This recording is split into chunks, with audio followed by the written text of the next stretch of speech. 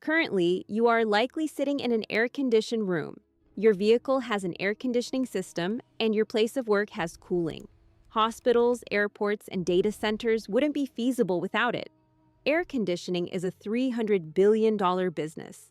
However, the innovator of air conditioning died an outcast, mocked and forgotten without a dime to his name. Dr. John Gorrie was attempting to save lives from malaria. Instead, he accidentally developed a technology that literally changed the face of the future. This is his story. Born in 1803 on an island in the Caribbean, John Gorrie completed his studies in medicine in New York and became a physician. In 1833, Gorrie moved to Apalachicola, Florida, a cotton port on the Gulf of Mexico. He quickly discovered many people were dying each summer. Due to tropical diseases such as yellow fever and malaria, hundreds of patients died each year with no explanation as to why or how. The prevailing theory at that time was the disease was caused by bad air. Thus, the disease was given the name malaria. As a result of being a physician in Florida during this time, Gorrie began to notice one correlation among many of his patients. Most patients who resided in a hot, humid climate tended to experience the greatest symptoms. This led him to question whether or not cooling the body down could save the lives of his patients. John Gorrie began experimentation with hanging basins of ice over hospital room ceilings, cooling them and causing fevers to drop and patients to recover. However, there was one major problem. There was no source of ice in Florida. Ice must be shipped to Florida from frozen lakes in Massachusetts and Maine, over 1,000 miles away, causing long delays between when patients arrived at the hospital and when they received any cooling from ice. Furthermore, the ice that made it to patients was almost melted and costly. Only wealthy patients could afford it. Gorrie was unable to help poor patients cool down, resulting in numerous deaths due to their fevers. Gorrie decided to do something about the situation. He began experimenting by trying to make ice. He began exploring the possibility of creating cold air using machinery. Gorrie performed numerous experiments in his workshop over many years. He studied the physics of gases and learned that compressing a gas, then rapidly expanding it, caused dramatic temperature drops. In 1844, Gorrie created a machine that could make ice, essentially the first mechanical refrigeration system in history, and an example of creating cold air through machinery out of nothing but machinery. On May 6, 1851, Gorrie was awarded U.S. patent number 8080 for his ice-making machine and created the foundation for air conditioning and refrigeration.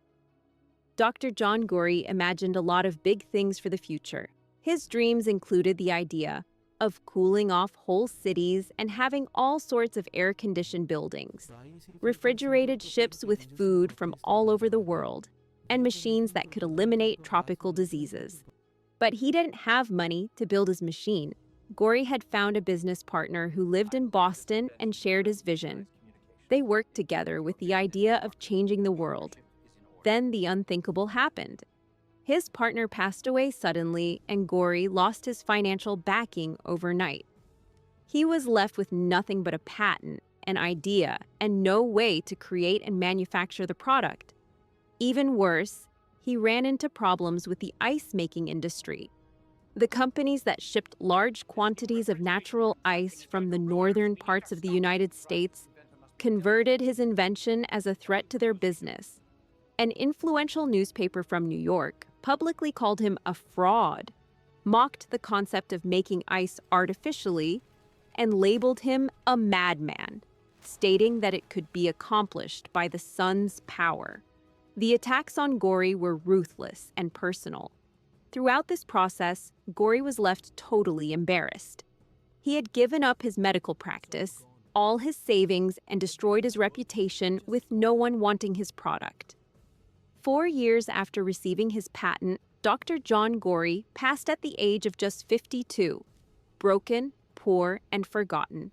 Gorrie's invention sat unused and covered in dust for a number of years until, in 1902, Willis Carrier developed the first modern air conditioning systems using the exact same principles Gorrie developed many decades earlier.